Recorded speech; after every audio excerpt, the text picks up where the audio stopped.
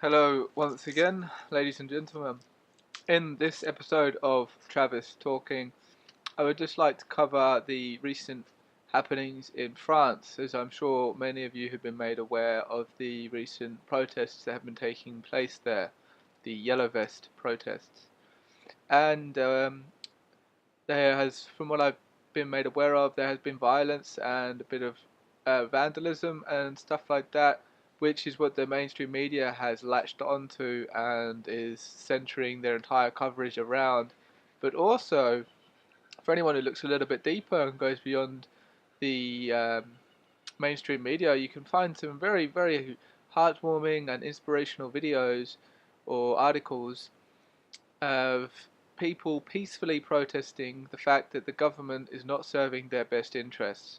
What we see here is non-compliance with a system that does not serve the people, and it seems that the people in France are starting to just had enough. They just see the outright corruption everywhere, and the tax cuts for the richest and the more tax for the poorer people. It's absolutely injustice, and the people are finally starting to come together and realize that it's not it's all of everyone is being affected by this. Unless you are in the top 1% of the country, you are being affected by this these very strong tax increases, and the government, which was brought and sold a long time ago, does not serve the best interests of the people anymore like they should. It's being servants of the people, and it's the people that actually pay their salaries, so they should be serving them, but they clearly do not. And finally, people are starting to wake up. It's almost as if people, when they are pushed into a corner and they have not much else to lose, they will come back. They'll stand up for themselves. And it's, you've got people that are working full time, and all the money they have goes to paying the bills. They have nothing left after that, and that's not life. That's not life at all. That's slavery. That is slavery in itself. All you are doing is working just to survive. You have no money left over to spend on something you would like to do, or to treat yourself, or just invest in something. You have nothing. You are literally just on this endless perpetual wheel of having to make money to survive. And it really doesn't have to be like this. And it's so inspiring to see the French people standing up for themselves. And I'm very interested to see where this movement goes and if it can continue. I really hope it does. If I was a French person in France right now, I for sure would be partaking in such a movement. I do hope to have an influence when I go back to England, and who knows where that could lead.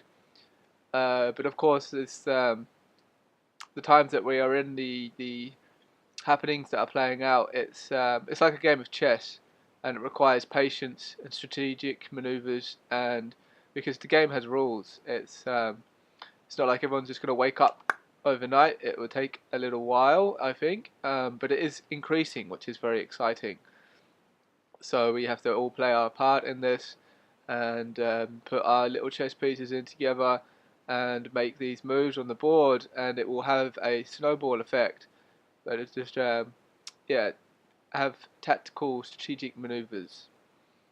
And so some of the videos I saw this one video of these policemen, and they realized, oh yeah, actually we are the people as well. So they were just peacefully protesting, and I was so, the emotions I felt when I saw these people coming together and unifying, it was really, really amazing. Um, so that was a good little video. I will put a link to that. And there's also another video I watched where uh, so there these people had occupied this certain roundabout near a motorway, and one thing they did, which I thought was really clever, is they went and took over a toll booth, and they've just put up the barriers, and we're just letting people through for free. And I love that. That's actually really clever, because it's just a very good example of what a little bit of creativity can do, and a bit of non-compliance, and just helping your fellow people out. Um, so yes, little things like that. It was really, really nice, and how they were unified in this common purpose of corruption and inequality.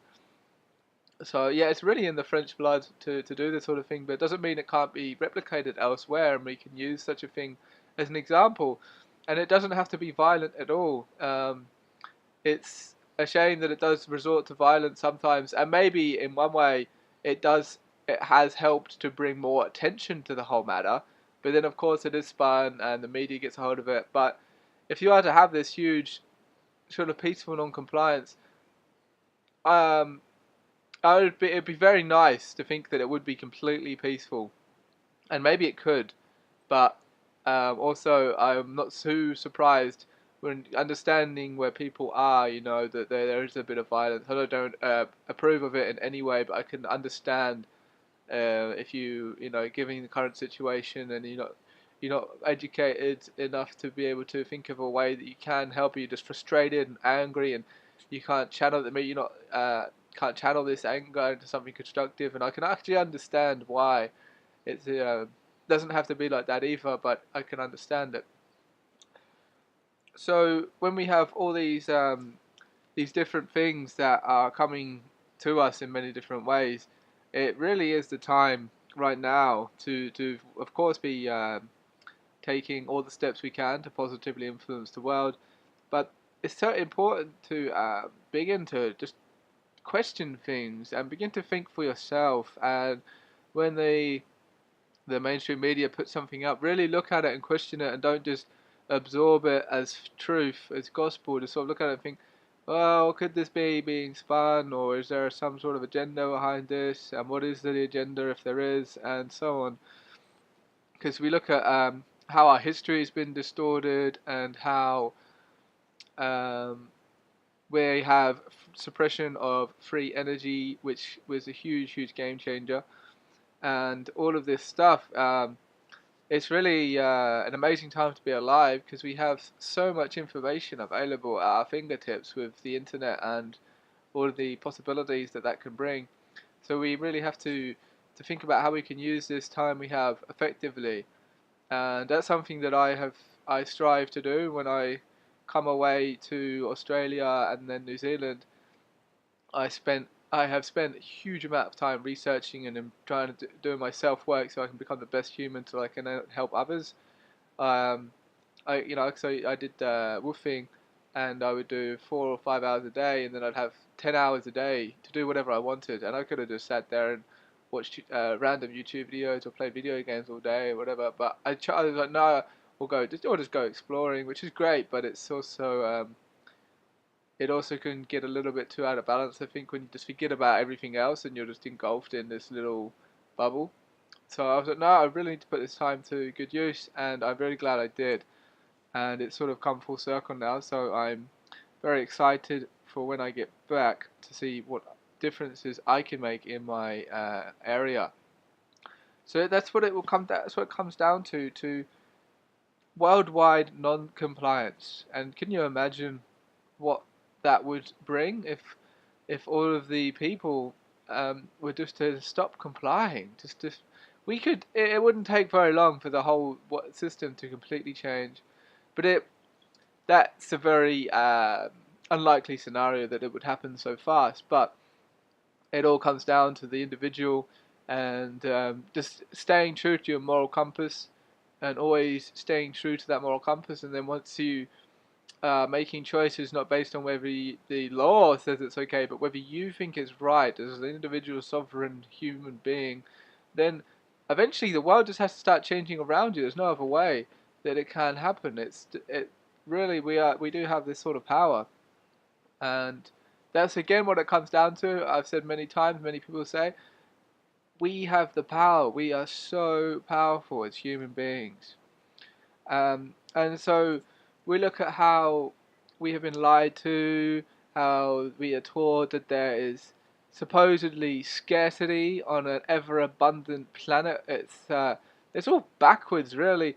This planet is hugely abundant and can provide for every human being existing on it right now and many more. Overpopulation, in my opinion, is a myth. It's not that. It's the management has really done a number on the effectiveness that we have of looking after people and having people the means to survive.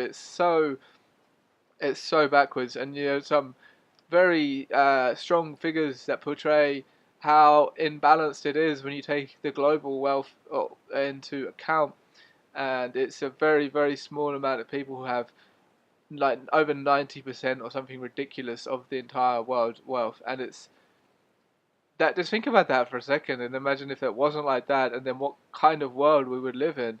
It's truly amazing to think about and to ask these questions of how do we get there, because everyone has their own individual journey that they are experiencing. So, what everyone can bring to the table in terms of what they can do, it's always a little bit different. There's common unity, of course, but each individual has their own unique gifts and talents and things to work out, which can then lead them to being uniquely helpful to humanity. So it's very important for the individual to go within and to look for those things that they can bring to the world. It's you'd be surprised, when you give it a little thought. And I mentioned on the last talk about the three uh, talk things I go by, the criteria. And if you can help someone, if you enjoy it, and given the way the world is at the moment, and if you can make money from it, then that's a really good thing. And I know and sometimes it can seem a little bit daunting to try and go against the grain of what you hold to be true, but this is where I think it's very useful to have a spirituality or a bit of a spiritual approach to things and believe in that there is a higher order, there are higher laws in place, universal laws that transcend the human's attempt at making laws, which has obviously been hugely corrupted. But universal laws, like the law of free will, is a very good one, and of attraction and cause and effect, and all this sort of stuff. When you begin to throw it into that, and you truly believe in it, and you disassociate yourself from the matrix in all the ways that you can, well, then you will be looked after. Jump and the net will appear, as the saying goes. You will be looked after. The universe loves you, and it loves all of us. If we just loved ourselves and each other, can you imagine the kind of world that we would begin to create? And when you think about it, what it really all comes down to is energy.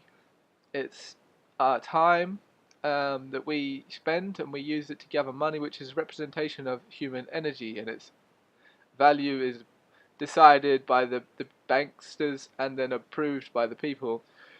But it's like these agencies, these groups, these entities, they rob us of our energy. It is robbery in every sense. And it, can you imagine if it wasn't like this? And if we just stopped complying with these criminals who have claimed themselves to these positions of power and have tricked people, and it's truly amazing, And I do believe that there is a divine plan at work, and some people sort of think about, well, okay, so if there is a God, I mean, I'm not religious, but I believe in this creator or source or God or whatever you want to call it, this hugely vast being, which we are. We are a part of this being, and it's within us and without us, and it's everything.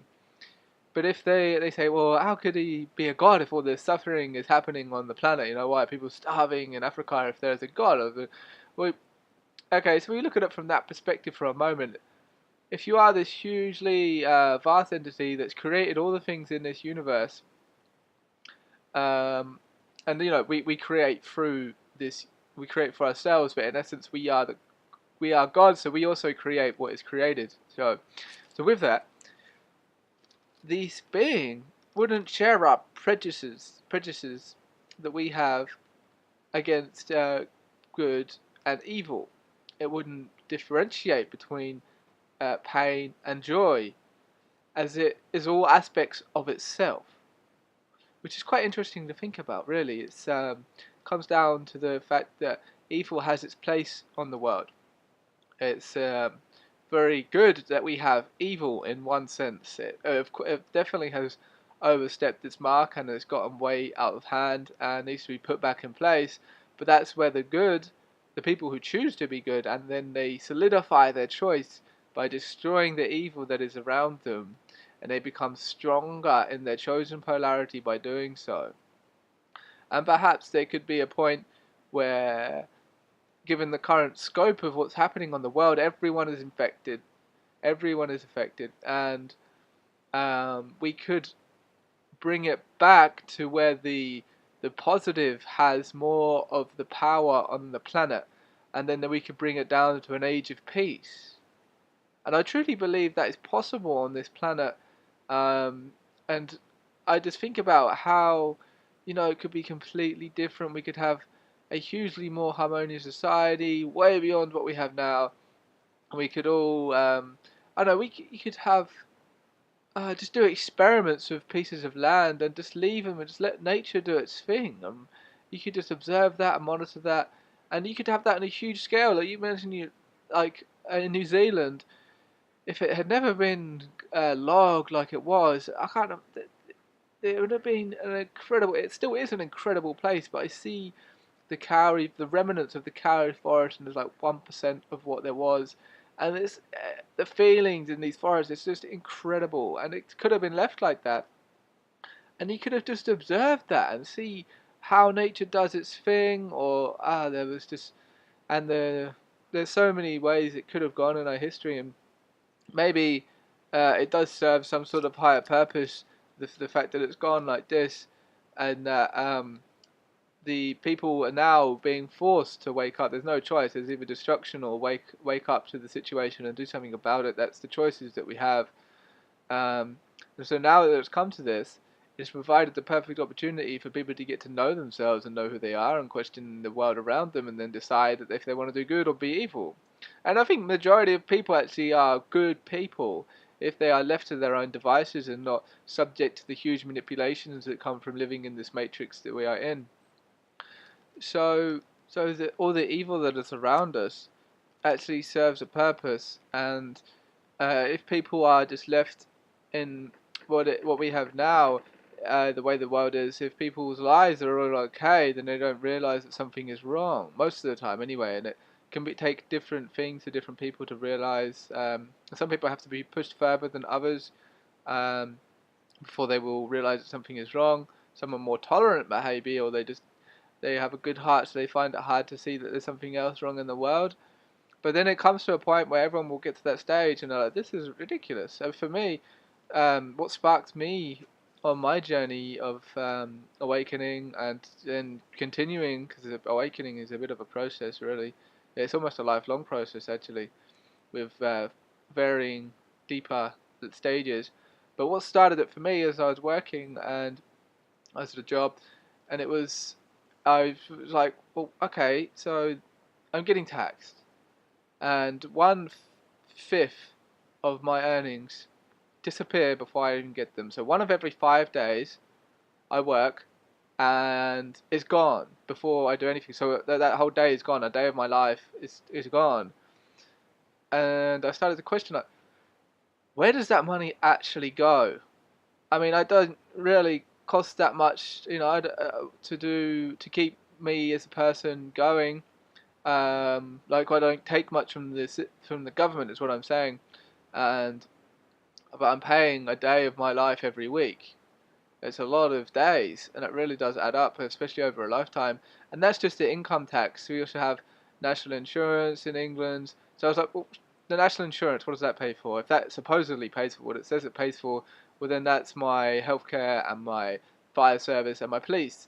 If I ever need to use these services, and perhaps, I don't know, roads, whatever, and well, I guess no, that probably wouldn't be the national insurance. That we think that would become from the taxes, but anyway, regardless. So you think those three things? I'm like, well, what else do I really take from the government for? And I say the government, it's really not the government; it's the people that provide all these services.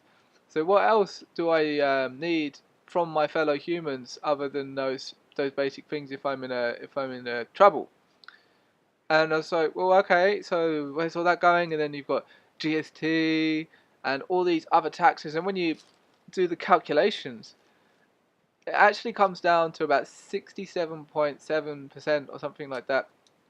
That every pound I was earning is taxed through all these hidden taxes and all these different avenues that money is siphoned away. And that's a huge, huge energy drain. You're not left with much at the end of the day after that. And so it's like, why am I doing this? Like, really, why is this like this? And so I start reading a little, I start delving a bit deeper, and I find a few different bits of information, and then that sparked me off, and I went on a huge journey, which may have never happened or happened so quickly if it wasn't for being pushed by this government system and the people who own the government. Um, so it's very interesting when you look at it like that, and given the amount of time here we have on on this planet, and maybe our lifespans could be a lot longer than they are now if we was in a different way of living, but who knows? That's in the evolution of humanity. But so perhaps it has to be very fast. The learning, especially the current state of the world that we have. The time for learning is maybe a bit shorter than it could be in previous times, because the things are really kicking into gear, and they have been for a while now. And there maybe wasn't so much time in the scope of things to be able to learn as quickly as I needed to learn. So that was what did it for me. And in France, what's done it for them is again tax, and of course there was some proposed government tax on fuel.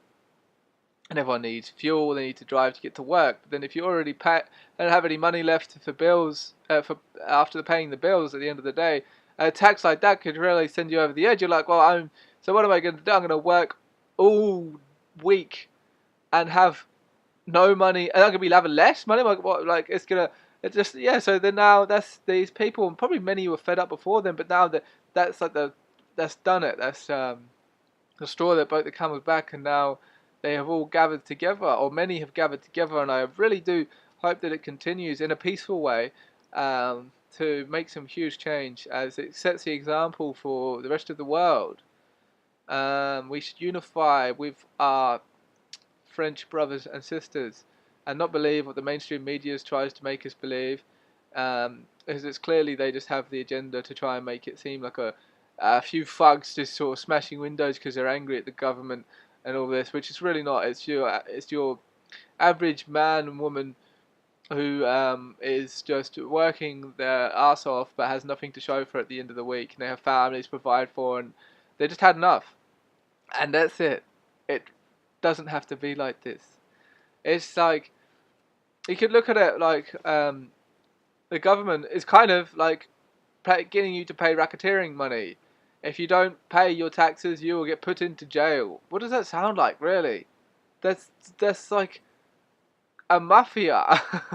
there's that's not the words or legislation of some caring government that actually cares about you prospering as a human being and finding your path and finding your joys and your passions and evolving harmoniously on this beautiful planet that we all inhabit. That doesn't sound like a very caring government to me at all.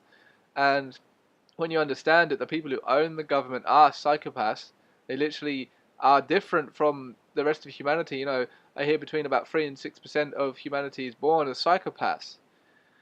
So they do not think and feel like your normal human being thinks and feels. They don't see others as an aspect of themselves. They see them kind of like just meaningless numbers, collateral damage. So they actually see no wrong in what they're doing if they kill people or make their lives worse if it makes their lives better, because that's just how they are. So when you understand that and you see that we are living in a psychopathic system that discards people, when you see that and you can understand that, then you stop believing in it, you stop supporting in it, and you stop voting for a start, very good start, and so on and so forth.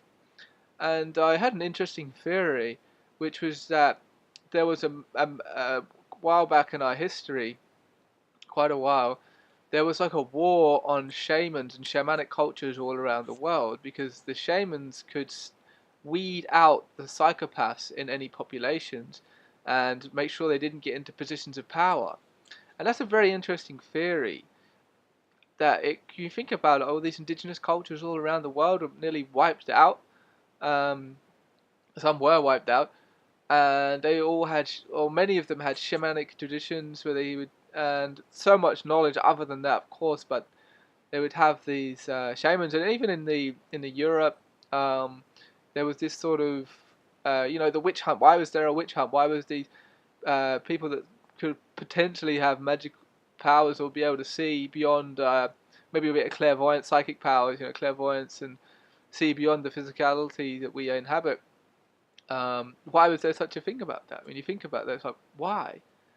And you can understand that if this bloodline that has been running the show for so long, they have been at this for a while, and you do when you look deep into it enough, you start to wonder, well, how have they actually been so clever with this, the way they've done it? Because it's been perfectly orchestrated in a way that to control people and enslave them.